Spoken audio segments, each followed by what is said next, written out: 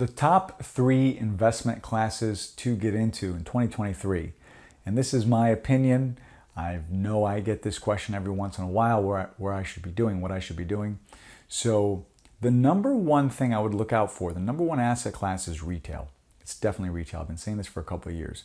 Retail is going to be the sleeper that you're going to be able to make the most amount of money. You're going to be able to create the most amount of wealth, change your life, cash flow, all that fun stuff. Retail is number one. And number two, if you can find it, is industrial. And the reason why I say you can find it is I don't mean building a storage center. Certainly that can be really good. I mean, if you can find good industrial property where you can find a tenant long-term, 10, 15 years, and I mean like a good quality tenant, like a Federal Express, the post office, something long-term, that's really a good way to make an impact on your financial future. The third one is kind of out there. It's a distant one. And I think office.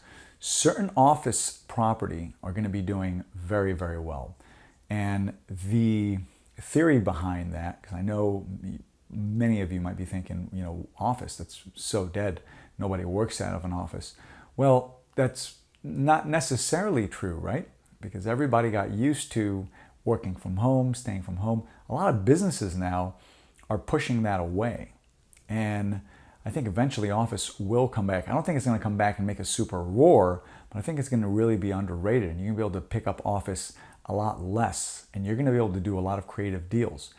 See, not until recently, you couldn't really do creative deals on office. It was very tough. It wasn't the same. You would really look at, if you want to do owner financing, if you want to do little money down, it was a little difficult with office.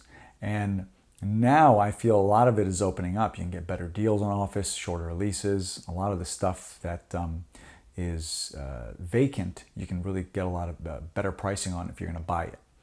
And the retail, going back to the first one now, I think this has the most amount of opportunity because you're going to see a lot of space, a lot of vacant space. And if businesses are coming down, there's going to be an opportunity there.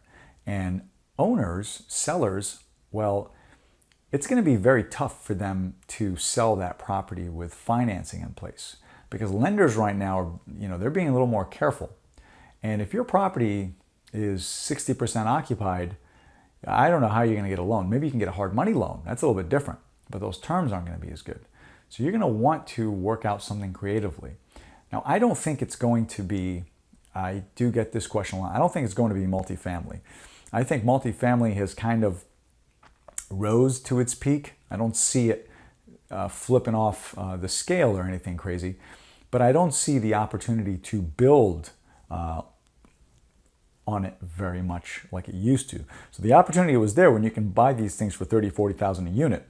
Now I don't see that so much. So I don't see it necessarily crashing, but I don't see the opportunity to build your future as much. Unless if you find a property that's 50% occupied, maybe you can get in there, do some changes. But the same thing, retail, you just have so much more opportunity, it's so much more advantageous because a lot of banks aren't lending on it. So a lot of owners are going to have to allow you or be open to the idea of owner financing. I hope that was helpful. If you have any questions, please let me know.